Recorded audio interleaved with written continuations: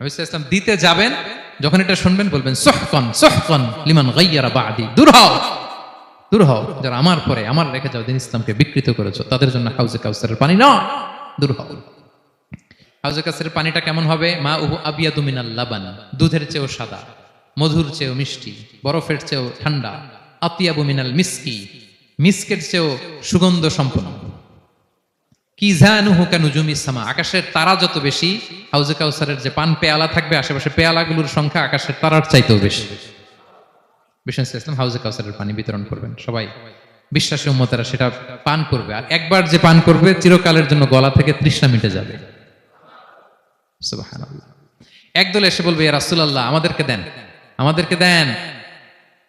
তখন ফেরেশতারা বলবে ইয়া রাসূলুল্লাহ এদেরকে দিবেন না, কারণ ফা ইন্নাকা লা তাদরি মা আহদাসু বা'দাক, আপনি জানেন না তারা আপনার পরে আপনার দিনকে বিকৃত করেছে। কি করেছে? আপনি যে দিন ইসলাম রেখে গিয়েছেন ওইটা পালন না করে নিজের মন মতো অনেক কিছু ঢুকাইছে, লাফালাফি নাচানাচি, এরকম আছে না নাই? মন মতো বানায় নিছে।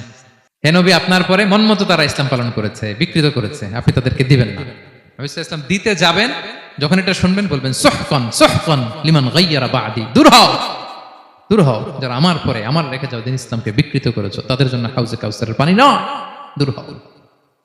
ফিহি আবারিকুল যাহাবি ওয়াল ফিদ্দা, যে পান পেয়ালাগুলো এগুলো made of silver and gold, সোনা রূপা দিয়ে তৈরি। সুবহানাল্লাহ বলেন।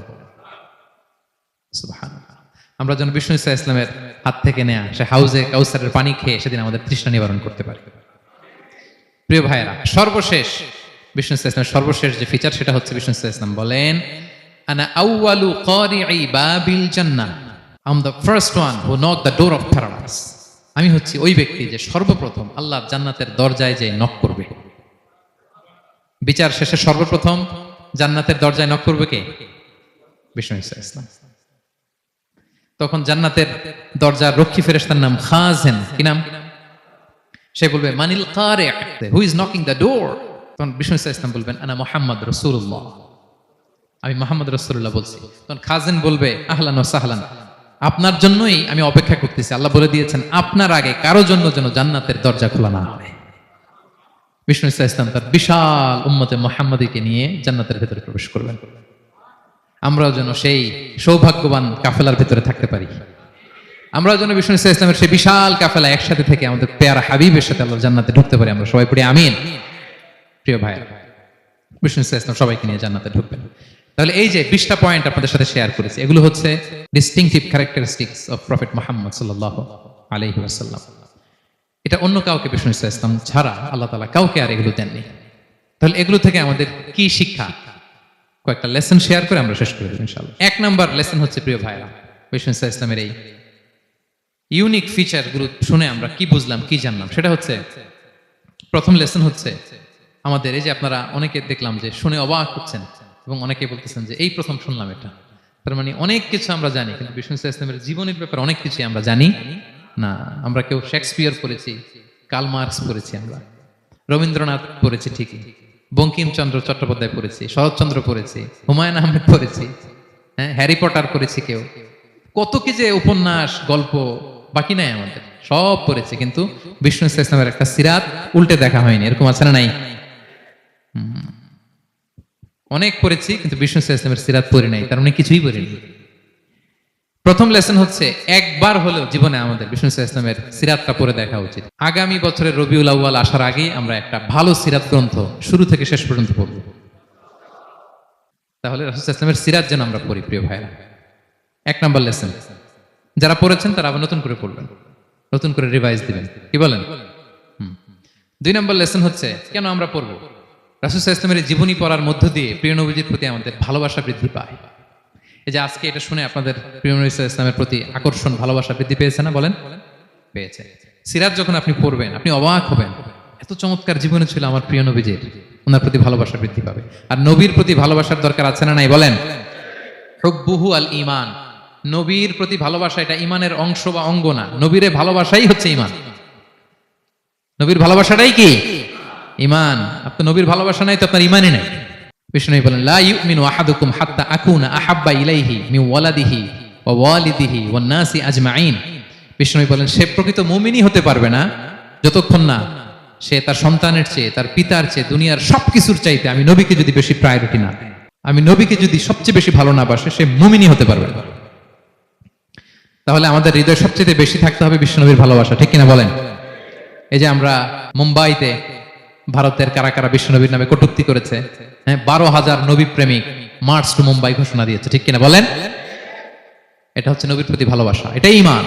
বিষ্ণু সাল্লাল্লাহু আলাইহি ওয়াসাল্লাম যখন এই হাদিস বললেন যে সবচাইতে যদি আমাকে কেউ ভালো না বাসে, সে মুমিন নয়, ওমরে ফারুক অবাক হয়ে গেলেন। উনি কিছুক্ষণ আগে বলতেছিলেন যে রাসূলুল্লাহ, আমি আপনাকে সবচাইতে বেশি ভালোবাসি, তবে ইল্লা নাফসি, আমার নিজের আত্মাটারে আমি এর চেয়ে বেশি ভালোবাসি, সবচেয়ে বেশি ভালোবাসি আমার আত্মাটারে, এরপরে ভালোবাসি আপনাকে। রাসূল সাল্লাল্লাহু আলাইহি ওয়াসাল্লাম বললেন, লা ইয়া ওমর, তোমার ঈমান এখনো পূর্ণ হয়নি। ওমরে ফারুক অবাক হলেন, শকড। তিনি বললেন, এতে যদি আমার ঈমানই পূর্ণ না হয়, যার কারণে আমি আখিরাত চিনলাম, জান্নাত চিনলাম, আল্লাহর পরিচয় পেলাম, তিনিই তো আমার কাছে সবচেয়ে বেশি প্রিয়। মুহূর্তেই তিনি দ্ব্যর্থহীন কণ্ঠে ঘোষণা করলেন যে ইয়া রাসূলুল্লাহ, ঠিক এই মুহূর্ত থেকে দুনিয়ার সবকিছু, এমনকি আমার নিজের জানের চাইতেও, আত্মার চাইতেও আমি আপনাকে বেশি ভালোবাসি। বিশ্বনবী বললেন, সহিহ বুখারীর বর্ণনা, আল আন ইয়া ওমর, ওমর এখন কামুলা ঈমানু, এই মাত্র তোমার ঈমানটা পরিপূর্ণ হয়েছে। তাহলে আপনি যদি সিরাত পড়েন, আপনার ঈমান পূর্ণ হবে, ঈমানের পূর্ণতা প্রাপ্তি হবে। 3 নম্বর লেসন হচ্ছে, সিরাত পড়লে যে লাভ। রাসূল সাল্লাল্লাহু আলাইহি ওয়াসাল্লামের জীবনে অনেক আপস এন্ড ডাউনস ছিল, বিপদ ছিল, চড়াই উতরাই পেরিয়ে তিনি শেষ পর্যন্ত গিয়েছেন। এই বিপদগুলো আপনার জীবনেও আসে, সেক্ষেত্রে আপনি কানেক্ট করতে পারবেন। যেমন আপনার জীবনে আপনি অসুস্থ হন না মাঝে মাঝে, নবীও অসুস্থ হতেন, তো আপনি জানতে পারবেন যে উনি অসুস্থ হইলে কি করতেন। আপনার জীবনে যেমনি বিপদ আসে, রাসূল সাল্লাল্লাহু আলাইহি ওয়াসাল্লামের জীবনে তো বিপদ এসেছে, তাহলে বিপদগ্রস্ত হলে কি করতে হবে এটা আপনি জানতে পারবেন।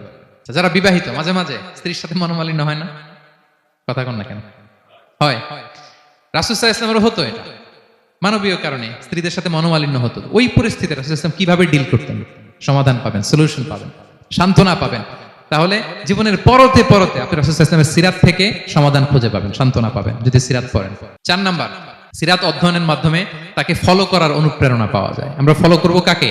মুহাম্মদ সাল্লাল্লাহু, আমরা হচ্ছে তার ফলোয়ার, মুহাম্মদ সাল্লাল্লাহু আলাইহি ওয়াসাল্লামের ফলোয়ার, ঠিক কিনা বলেন? এবং আল্লাহর ভালোবাসা যদি আমরা পেতে চাই, আল্লাহ বলেন ফাত্তাবিউনি ইউহিব্বুকুমুল্লাহ, যদি আল্লাহর ভালোবাসা চাও, নবী সাল্লাল্লাহু আলাইহি ওয়াসাল্লামের অনুসরণ করো, এটা অবশ্যই করতেই হবে। তাহলে সিরাত যদি আমরা পাঠ করি, তার বিষ্ণু সাল্লাল্লাহু আলাইহি ওয়াসাল্লামকে অনুসরণ করার প্রেরণা আমাদের মধ্যে আসবে। সব শেষ কথা হচ্ছে, তার প্রতি ভালোবাসার নমুনা হিসেবে আমরা যেন তার প্রতি বেশি বেশি দুরূদ শরীফ পড়ি। আল্লাহুম্মা সাল্লি ওয়া সাল্লিম ওয়া বারিক আলাইহি সাল্লাল্লাহু আলাইহি ওয়াসাল্লাম। আল্লাহুম্মা সাল্লি আলা মুহাম্মদ ওয়া আলা আলি মুহাম্মদ কামা সাল্লাইতা আলা ইব্রাহিম ওয়া আলা আলি ইব্রাহিম ইন্নাকা হামিদুম মাজিদ। আল্লাহুম্মা বারিক আলা মুহাম্মদ ওয়া আলা আলি মুহাম্মদ কামা বারাকতা আলা ইব্রাহিম ওয়া আলা আলি ইব্রাহিম ইন্নাকা হামিদুম মাজিদ। পারেন না এগুলো আপনারা? যে যেটা পারেন বেশি বেশি দুরূদ পড়বেন। দুরূদ এটা এমন ইবাদত, এই ইবাদত আল্লাহ নিজেও করে, ফেরেশতাদেরও করতে বলে, আমাদেরও করতে বলে। ইন্নাল্লাহা ওয়া মালাইকাতাহু ইউসাল্লুনা আলান নবী, আল্লাহ এবং ফেরেশতা ওনারাও রাসূল সাল্লাল্লাহু আলাইহি ওয়াসাল্লামের উপর দুরূদ পাঠায়। হে বিশ্বাসীরা, ইয়া আইয়ুহাল্লাযীনা আমানু সাল্লু আলাইহি ওয়া সাল্লিমু তাসলিমা। আল্লাহুম্মা সাল্লি ওয়া সাল্লিম ওয়া বারিক আলাইহি। রাসূল সাল্লাল্লাহু আলাইহি ওয়াসাল্লামের উপর বেশি বেশি দুরূদ পাঠ করতে হবে। একবার যে দুরূদ পড়ে, আল্লাহ বলে তার উপর আমি 10টা রহমত নাযিল করি। বিশেষ করে জুমার দিনে রাসূল সাল্লাল্লাহু আলাইহি ওয়াসাল্লামের প্রতি আমরা যেন বেশি বেশি দুরূদ পড়ি। কোন দিনে মনে থাকবে? জুমার দিনে এক সুন্নাত হচ্ছে সূরা কাহাফ তেলাওয়াত করা, আর একটা সুন্নাত হচ্ছে বেশি বেশি বিষ্ণু সাল্লাল্লাহু আলাইহি ওয়াসাল্লামের উপর কি পড়া? দুরূদ পাঠ করা। মনে থাকবে তো? তাহলে প্রিয় ভাইরা, আসুন আমরা প্রতিজ্ঞা করি, আমরা বিষ্ণু সাল্লাল্লাহু আলাইহি ওয়াসাল্লামের একটা ভালো সিরাত গ্রন্থ শুরু থেকে শেষ পর্যন্ত আগামী রবিউল আউয়াল মাস আসার আগে আমরা পড়ব। জীবনের প্রতিটি ক্ষেত্রে নবী সাল্লাল্লাহু আলাইহি ওয়াসাল্লামের অনুসরণ করব। হ্যাঁ, পারা যাবে? ফ্যামিলিতে, সমাজে, রাজনৈতিক ময়দানে, সব জায়গায় বিষ্ণু সাল্লাল্লাহু আলাইহি ওয়াসাল্লামের অনুসরণের দরকার আছে না নাই? তাকেই অনুসরণ করতে হবে। মুক্তি পেতে চাইলে তাকেই অনুসরণ করতে হবে। আসুন জীবনের প্রতিটি অঙ্গনে আমরা যেন শুধু তাকেই অনুসরণ করি, কারণ তাকে অনুসরণ করার মধ্যেই রয়েছে আমাদের জীবনের আলোকস্নাত মুক্তি। আল্লাহ তাআলা আমাদের সবাইকে কথাগুলো বোঝার ও আমল করার তৌফিক দান করুন। হাদা মা ইনদি ওয়াল ইলমু ইনদাল্লাহি আলাইহি তাওয়াক্কালতু ওয়া ইলাইহি উনীব। ওয়াসসালামু আলাইকুম ওয়া রাহমাতুল্লাহি তাআলা ওয়া বারাকাতুহু।